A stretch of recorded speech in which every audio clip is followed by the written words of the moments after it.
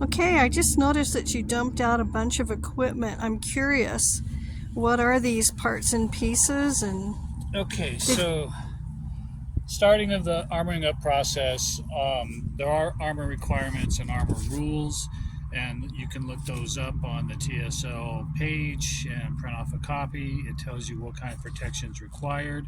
So, need elbow protection. So I've got on some elbow pads, hard plastic. where'd you get those? These are just cheap Walmart skateboard elbow pads. Okay. Something else that is needed is rigid chest protection. So this is ABS covered in leather. It's for the sternum. It provides rigid protection so that hard thrust doesn't cause you damage. And then I added some ribs just because we fight a little bit harder because we're from the SCA. So this is a homemade piece of equipment that I made for the guys, and it just kind of goes on like this. It sits underneath the jacket and is just extra protection. This is required, the ribs are not, but if you're playing hard all the time, you want to have some protection. You don't want to get bruised up, beat up all the time.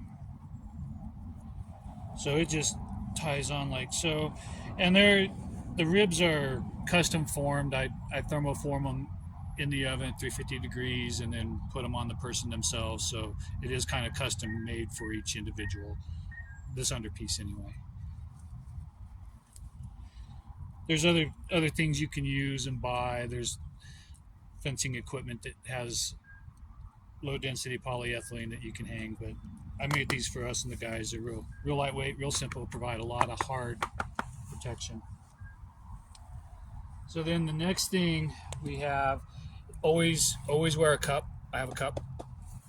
So you have female and male both need cups, groin protection. So the next thing I'm going to put on is going to be my shin guards. These are softball shin guards that I picked up at a yard sale, and then I just painted them. We've also been using motocross shin guards, which work just as well for shin protection and knee protection because they do have a built-in knee, three-piece knee, but you do get every once in a while a piece will break. But these work just fine. And where did you get those? And these ordered online. It's just motocross gear, and we started off with hardly any gear and have worked our way up progressively until we feel that we can fight safely with no bruises and bumps all the time. So motocross is fine. We started off with motocross uppers, and then I changed over to an upper that's a little bit better, especially made for TSL fighting. So the next thing I'm going to put on are the shin guards. Now there's a left and a right.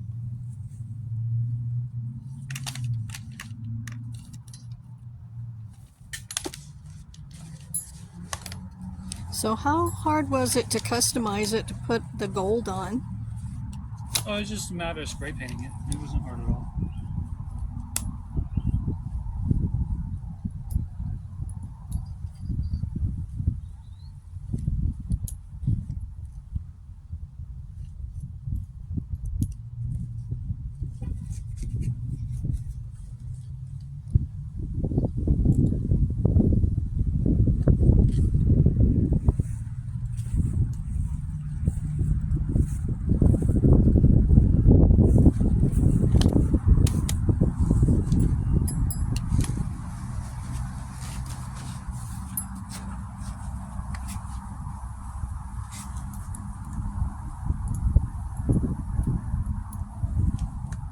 How long do you think it takes you to get all your armor on?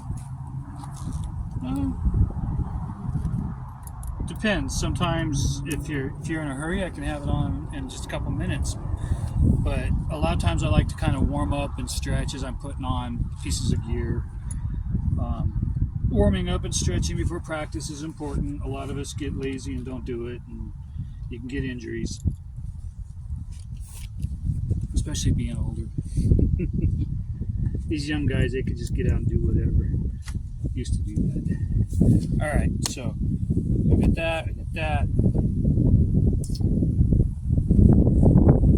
The next thing I'm going to put, these are custom made. It's not required to have thigh protection, but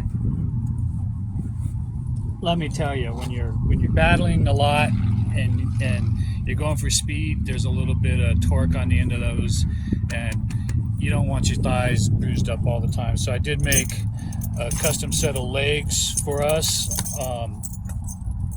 This is ABS, and then I just covered it with some vinyl material. It's got some padding in it, but this keeps our legs from getting bruised up inside thigh. This is to first light touch, and so in tournaments and stuff, there's not a lot of hard hits, but out here when we're practicing and we start fighting hard, sometimes, you know, it's good to have the armor so that you don't go home with bruises. It's a lot of fun.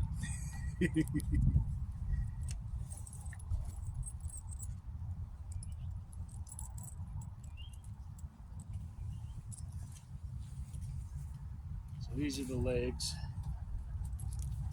Hi. Hey, Charles. Hey man, sorry I'm late. No sweat. You're the only one to show up today. What? Chuck just called. His feet are all swelled up, gout or whatever, because he's an old man. Okay. He's gonna go to the doctor or whatever, get it checked. But then, Zane got surgery again? Or no, Zane had to go